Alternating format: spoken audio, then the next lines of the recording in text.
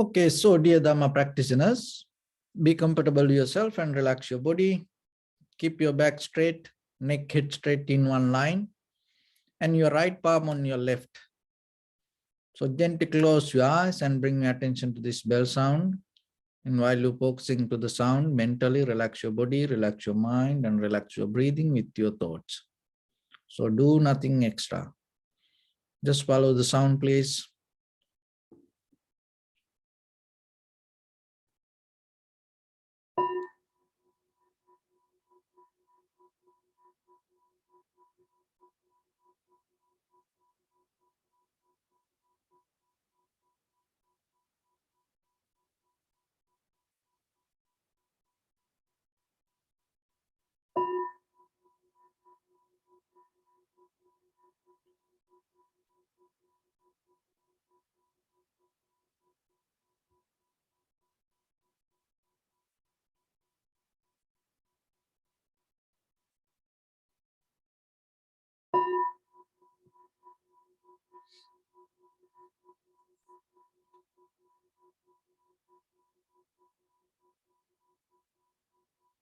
Namo tassa bhagavato arahato samma sambuddhassa.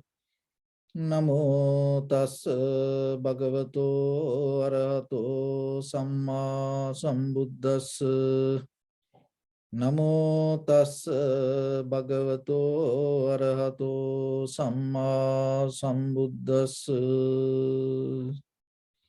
Homage to the Blessed One, the Exalted One, the fully enlightened One.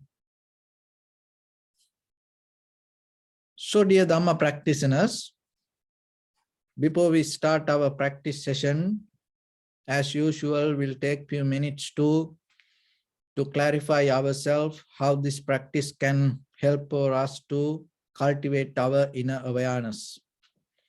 So this meditation sessions mainly based with the tranquility meditation and vipassana meditation or insight meditation. So the very purpose of this both meditation techniques, cultivating your inner awareness. Your mind is the forerunner. Your mind is the chief of this life. And the mind is the creator of this all. When it comes to our human history, many thousand years ago, there was only one science. It called Adhyatma Vidya. So Adhyatma Vidya means, Adhyatma means this inner investigation. The Vidya means the science. So as you know, within like few hundred years, this all the other science and technology start to came to our life. And most of time that all other science take us away from our inner awareness. And now today we are more into the outside world. And we all look for, we all like for cool heart, cool, we all like for cool people. But still, even though through this outside science and technology, how we achieve this coolness, maybe we have time to travel to very cool area within few hours, few minutes. You can drive from here to very cool area, very snow area, and you can play with the snow. And you can, you know, at the summertime, you can cool your house. And you can have a very cool room. And nowadays, as you know, you can have a cool chair. And sometimes you can have with the ice bath, so kind of like that, very cool body. And at the same time, out of this all, having a cool mind is so difficult. Even though this outside everything cool, our mind is so boiling and it is so hot. So in the ancient time, people knew, our ancestors knew how to cool down our mind. Your mind going to cool down with only one way. There's no any other ways. Because then how they knew the method to cool down the mind. So let's go back to the beginning. Why your mind always boiling? That's why the Buddha mentioned the unsatisfactory nature. The world depends on suffering, dukkha, unsatisfactory nature. Why your life is here like this? Why this everything in this very moment? Why this everything happening around you? How this all came to you? Why your consciousness always into something? Have you ever thought? Because deeper underneath this unsatisfaction, it's a very genuine, real, authentic unsatisfaction inside you. That's why we keep coming through this samsaric journey. And even forget about the beyond our birth, even from birth to today. If you look if you take a little time and look very carefully, you will see why you always came through this everything, why you into so much drama in life, why you into so much difficulties in your life. You had the idea to find the satisfaction and escape from the unsatisfaction. So that's mean that there is a very genuine unsatisfaction in you. It's always going to be there. That's why it doesn't matter whatever the lifestyle that we go through, and beggar to the millionaire, just ordinary civil person to the president, everybody has some kind of unsatisfaction. But the thing is, we not look into that. So if you don't develop the science to understand this inner unsatisfaction and from where it comes, you always look into this outside happiness. So there is a very simple method. In the ancient time, they found out. Just imagine, that's a very famous that we say, let go. So whatever the difficulties, whatever the problems, situations, people, sometimes we say, okay, let go it, let go it. Have you ever thought where it go? And from what point it go? Because when you have the idea to let go, you already self-centered with some kind of different idea. And that's why this letting go idea itself, even you as a mantra, you know, we every day think about it doesn't work for us. We know, we all know that. Because there is no place to go.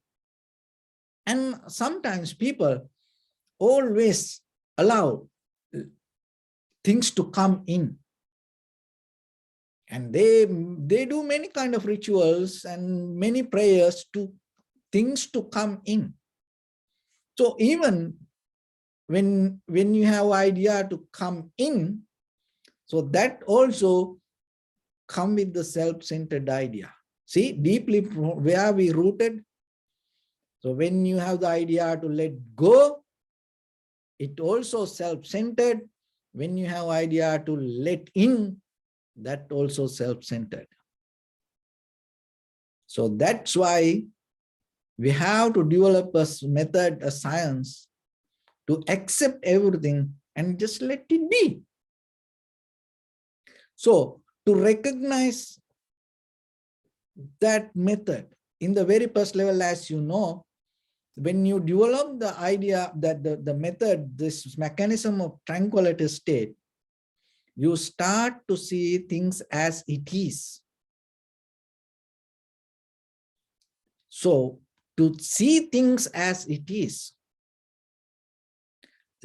let yourself to be as who you are.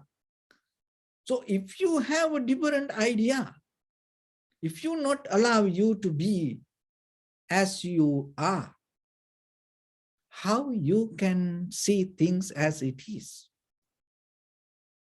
So then rather than let go idea, rather than let come idea, develop the method, let it be.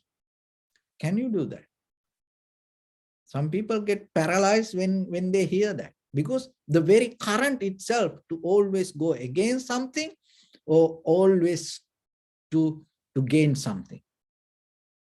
We have no even very simple way of very in a very conventional level of understanding, just let it be.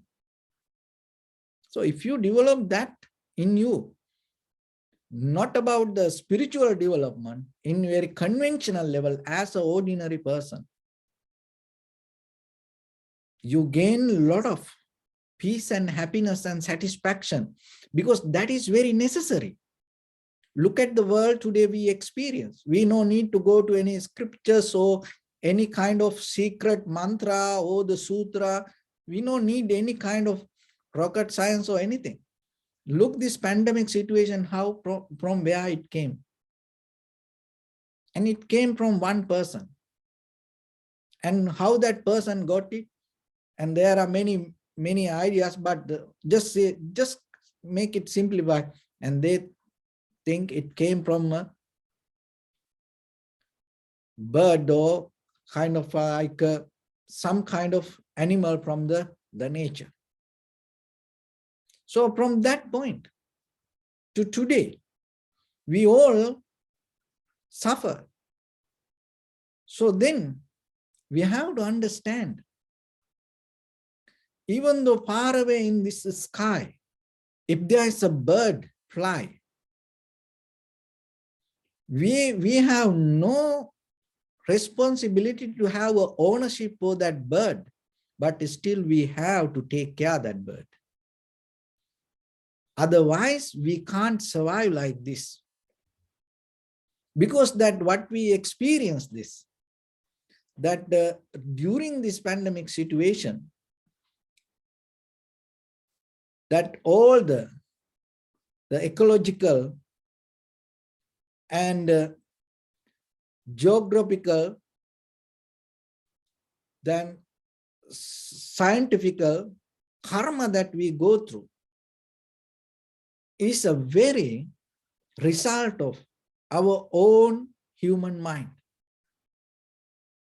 Because sometimes we don't allow things to let it be.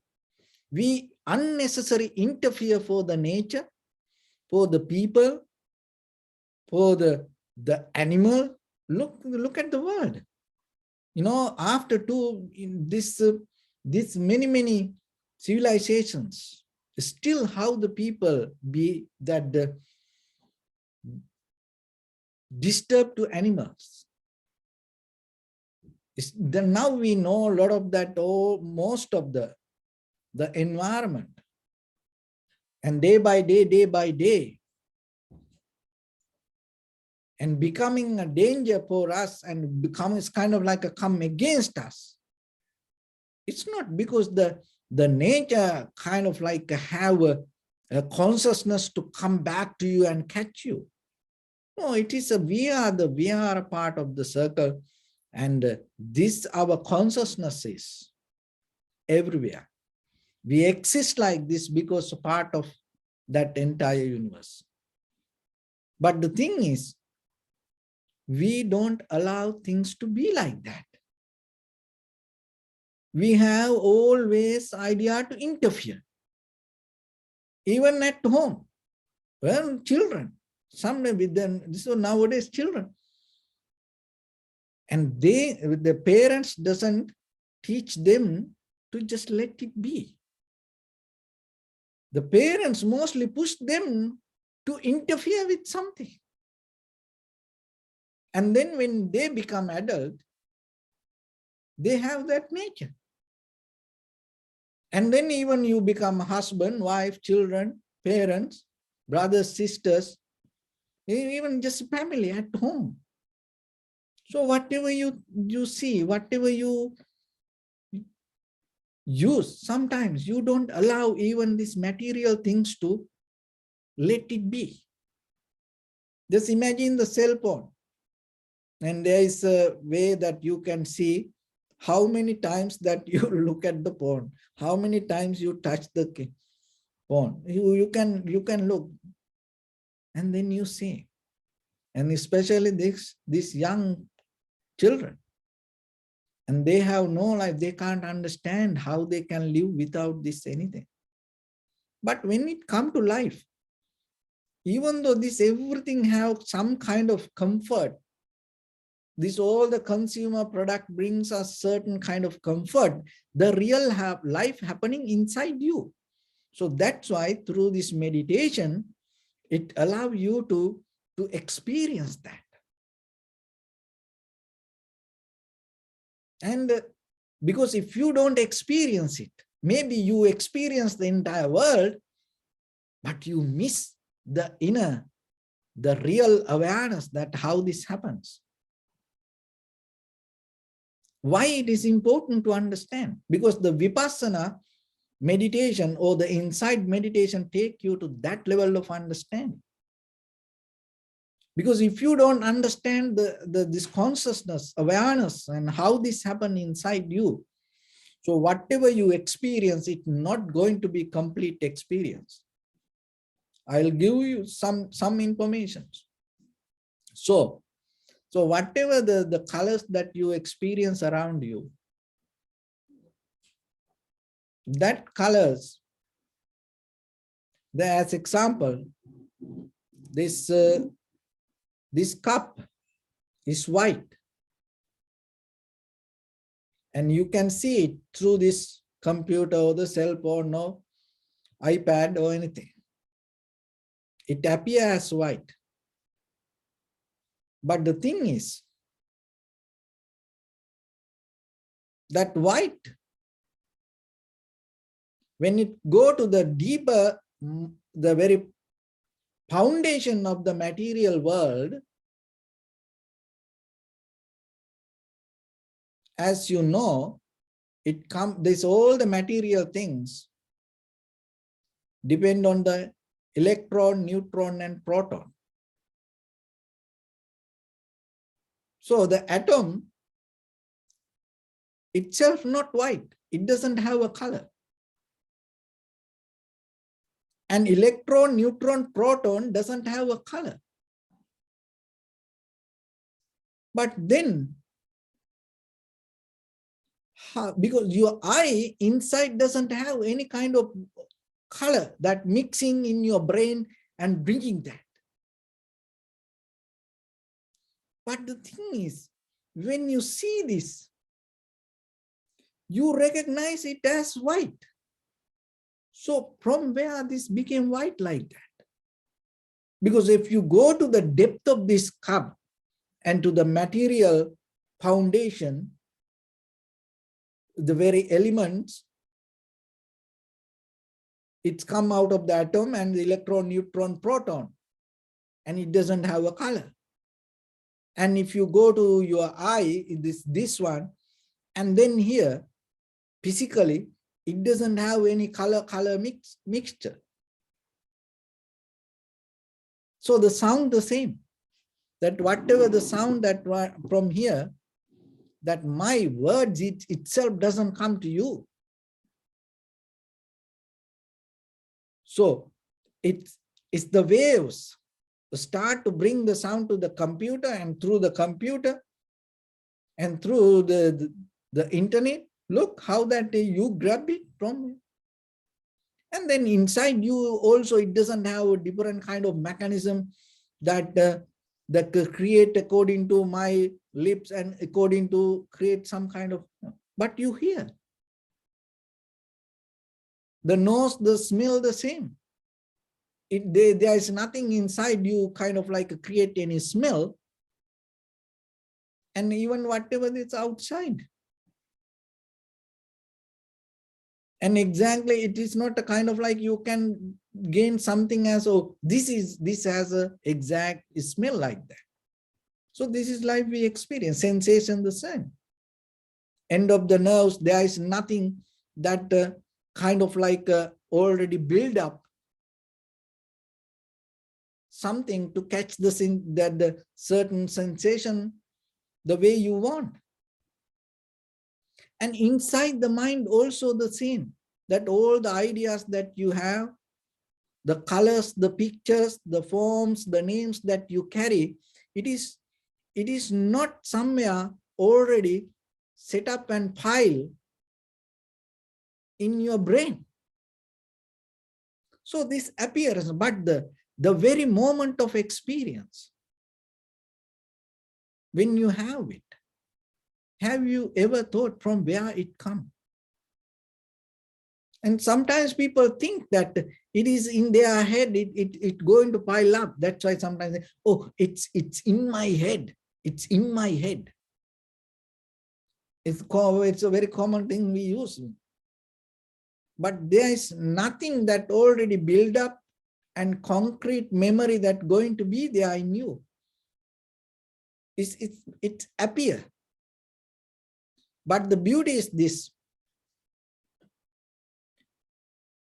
So when you think out of your experience, so the experience and thinking do two different things. When you think, you gain this as a white. You have to digest it and think a little bit, you know. But when it comes to the real moment of conscious experience, this doesn't have a color. So everything the same with your eye, ear, nose, tongue, body, mind. When you exactly experience the moment, the very consciousness engage with the perception, in that very moment, there is no color, there is no kind of sound, there is no kind of smell. It has only the recognition. That's why that is the only place you don't have the doubt. Everything in the universe, everything in the past, the future, you can have a doubt. But the moment you don't have the doubt is the very moment of experience, that your conscious engagement with the perception. But look, that's why the Nibbana means it not depend on the names and forms. The samsara is depend on names and forms. So when your mind always in thinking mood, that means you always have the names and forms. That means you depending from something which you don't see. In that very moment, you disconnect. You divorce from the very perception. Why you divorce from that way? Because you have the self-centered mind. This is me. Otherwise, when it comes to experience, you and other things, there's no separation. And it is not only for you and me. It happened to Galileo also. I'll give you an example. When the Galileo looked through the telescope,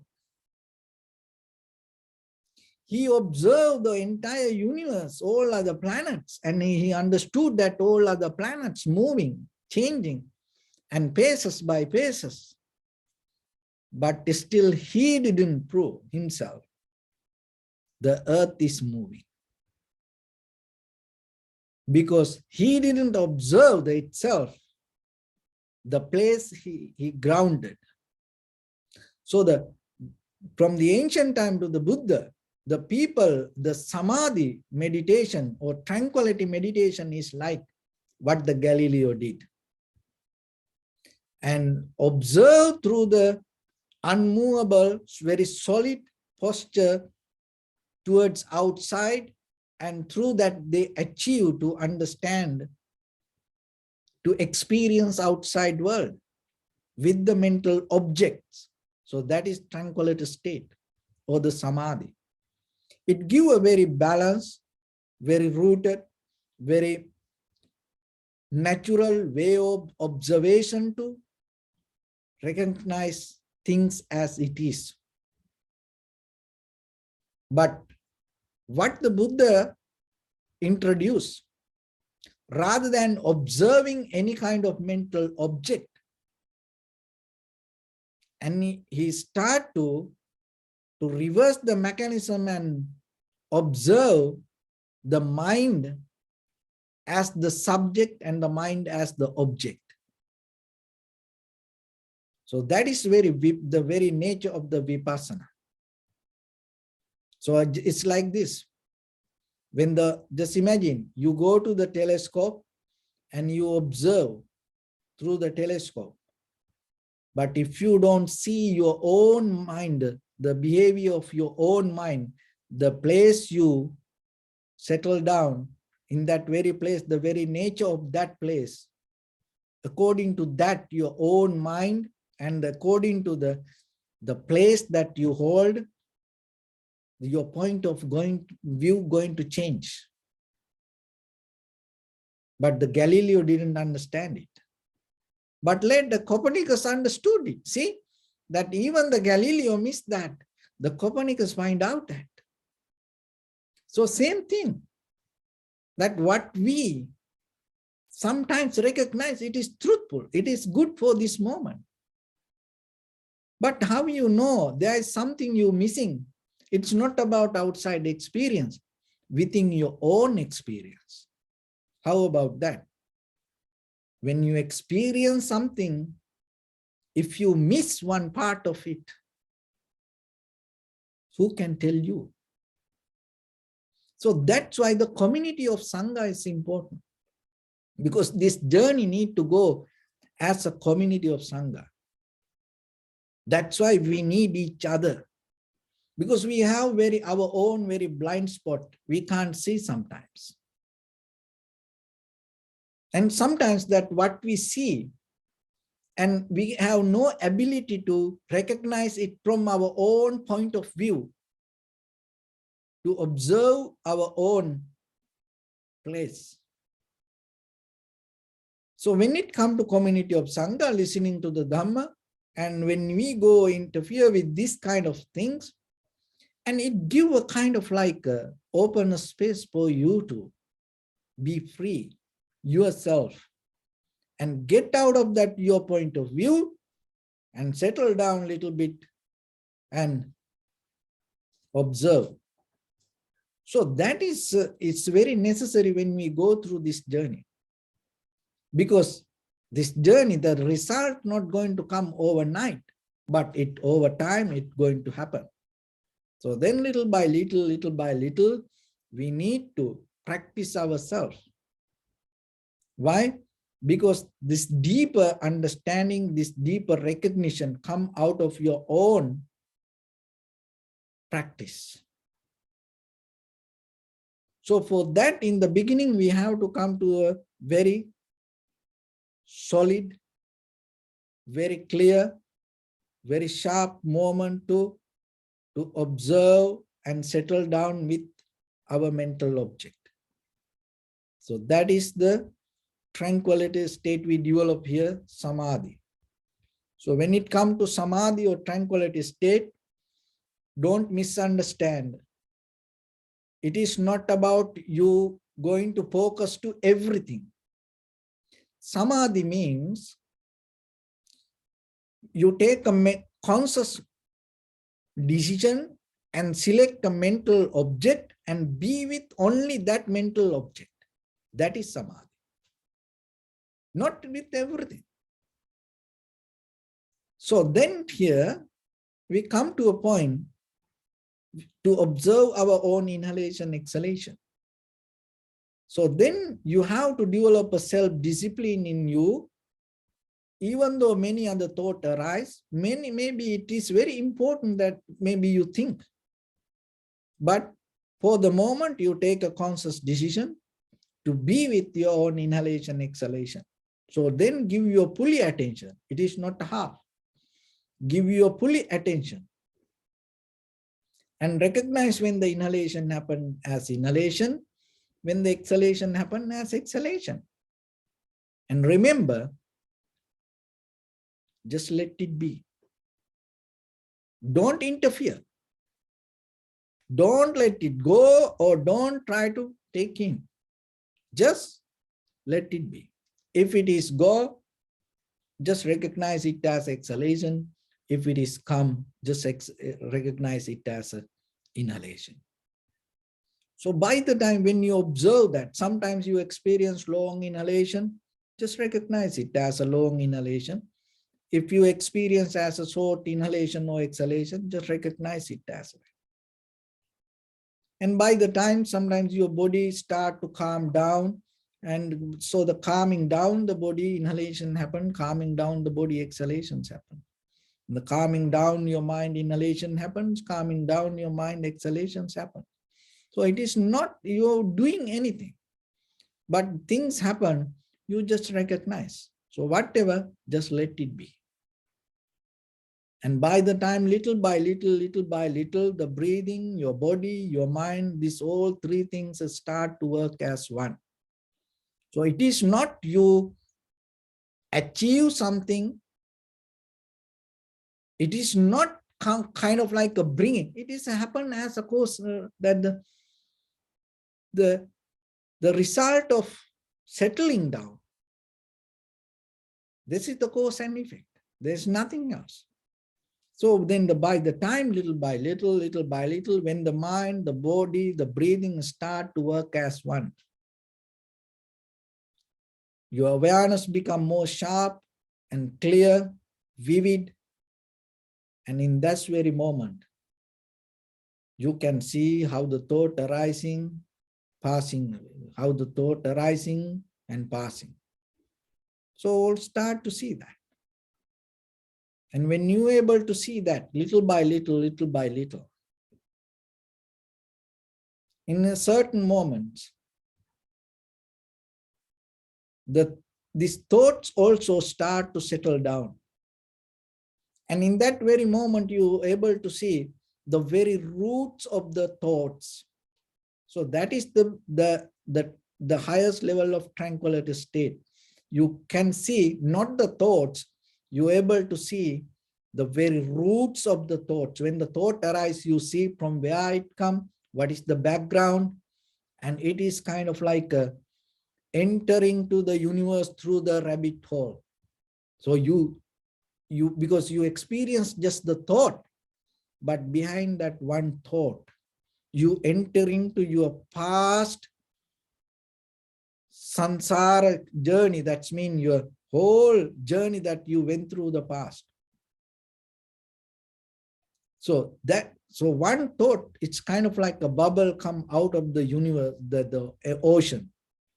So when you're able to go through that bubble and you see the depth of the ocean. So like that, you're able to see the thoughts. It is not somebody else. It is happening in you. It is not even that you are personally happening. You recognize the very behavior, very nature of your body and your mind. That understanding will give the clarity regarding your mind and as well as others' mind. And then you recognize how this human mind works. And then you know how other people's mind work. And when you have that understanding, as example, if somebody come to you and tell, I like it, and then you know, it has a deeper history. And maybe somebody come and tell you, I hate it. You know, it is not the person in that very moment. It comes with the deeper background. So then when you have that, you become more careful, you become more conscious regarding your reactions. So that giving you kind of like a universal harness, because that with the outside things, your engagement and your awareness going to become so different. And when you go deeper, you recognize this all happening within your own experience related to the greed, hatred, and the delusion. So once you know that, it's kind of like uprooting that all the desires, this everything start to settle down and disappear itself. So there is nothing to do in the beginning, only thing, just let it be. But by the time when the body, mind, the breathing start to work as one, you need to have some kind of effort, the strength to observe thoroughly, deeply, when a thought arises, to see the thought, the roots of the thoughts. Why? Because we are the very result of the thoughts. The one of the most ugly thing and one of the most lazy things, one of the most miserable things is just seeing ourselves. But through this practice, you will enjoy it, and it gives the beauty to your practice to and see. And then once you enjoy that, once you go with the step by step towards that, you will recognize that is the most beautiful thing that can happen to you. What is that? Seeing yourself, seeing your own thoughts, and by yourself taking a very conscious decision and uprooting it. So with that, let's get into practice a little bit. So your right palm on your left and neck head straight in one line, and be comfortable with your posture. So bring your attention to your body and scan head to toes 3 times yourself and say So Patveva, oh, may I be well and happy 3 times.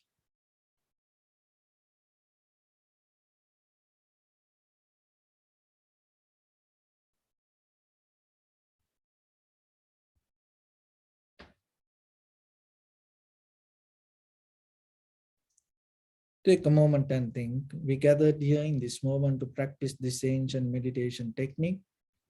All the Buddhas, all the enlightened masters followed this path and achieved wisdom.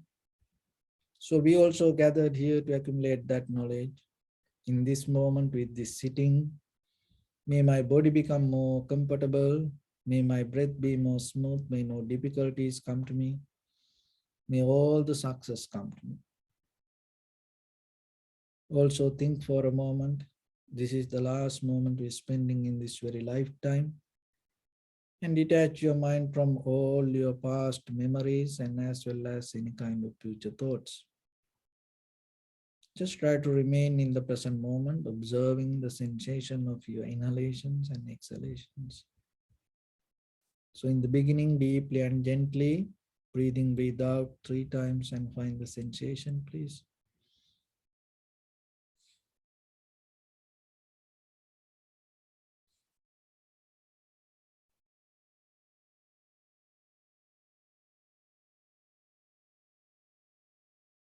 And allow your inhalations, exhalations happen itself. Just recognize it through the sensation. Inhalation as inhalations, exhalations as exhalations. Do nothing extra.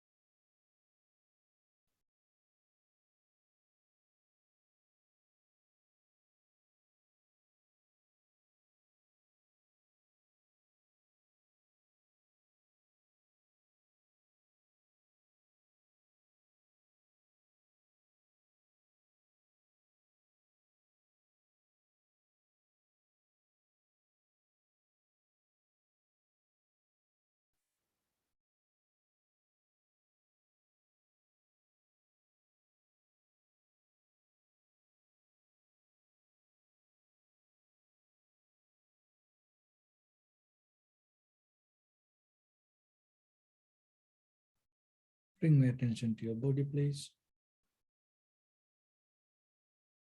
Observe your posture.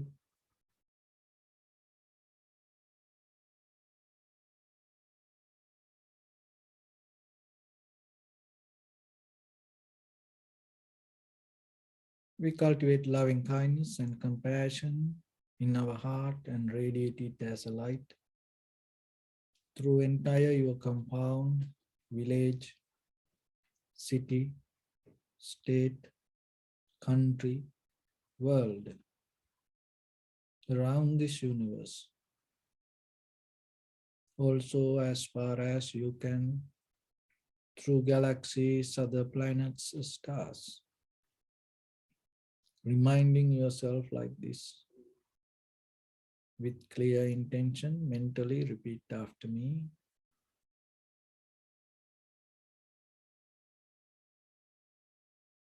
May all living beings in this universe be well and happy.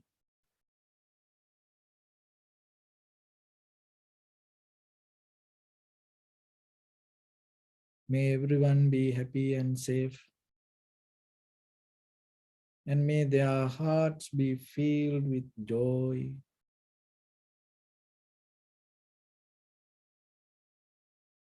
May all living beings live in security and in peace.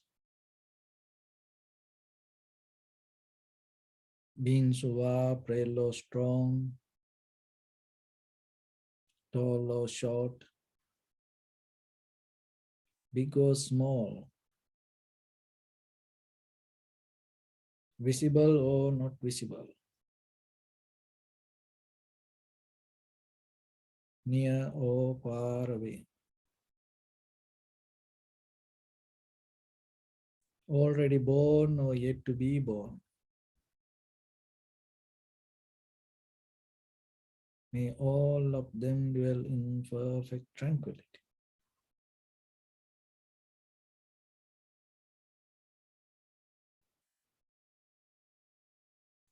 Let no one do harm to anyone. Let no one put the life of anyone in danger. Let no one out of anger or ill will wish anyone any harm.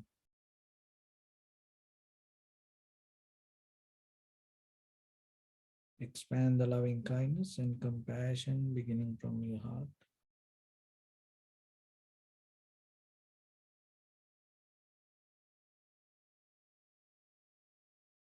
Forward.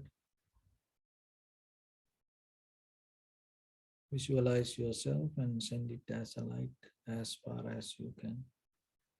Expand the capacity little by little.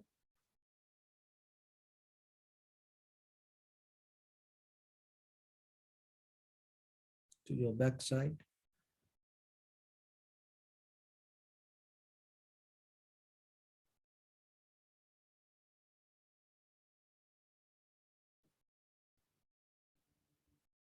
To your left side.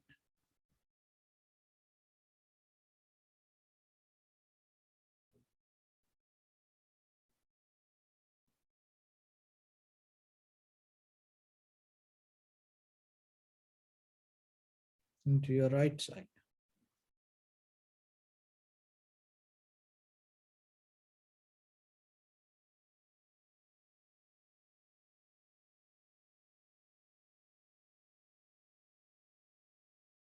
Downward.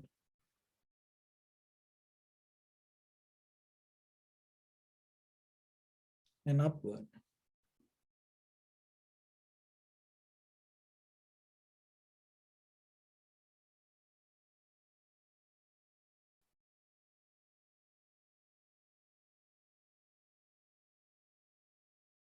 To all six directions at once.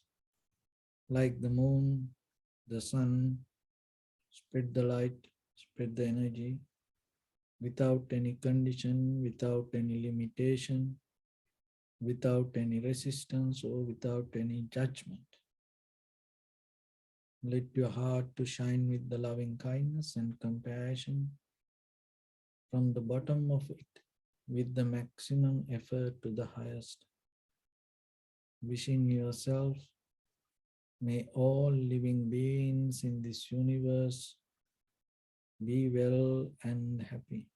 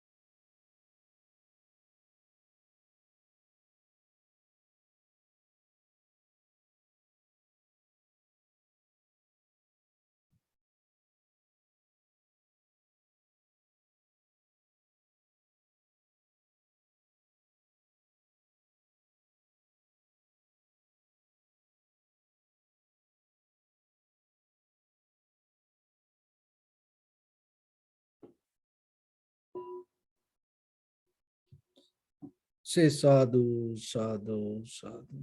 So first of all, we offer this practice to the great qualities of the Buddha, Dhamma and the Sangha. And also by the power of this meritorious deed, may all of us attain to the supreme bliss of Nibbana. May all your guardian angels and deities will receive these merits and increase their longevity and protect all of you from any kind of planetary influences or any ill effects. Ittavata ca ammehi sampadam punya sampadam sabbe devanumodantu sabba sampatti siddhya sabbe bhutanumodantu sabba sampatti siddhya sabbe sattanumodantu sabba sampatti siddhya Imaya dhammanu dhamma patipattiya buddhang pujemi dhammang pujemi sanghang pujemi Attaya imaya patipattiya jati jara vyadhi maranam ha paribunjisami Idamme punya kammang asavakkaya vahang hotu sabba dukkha pamunchatu. Bless you.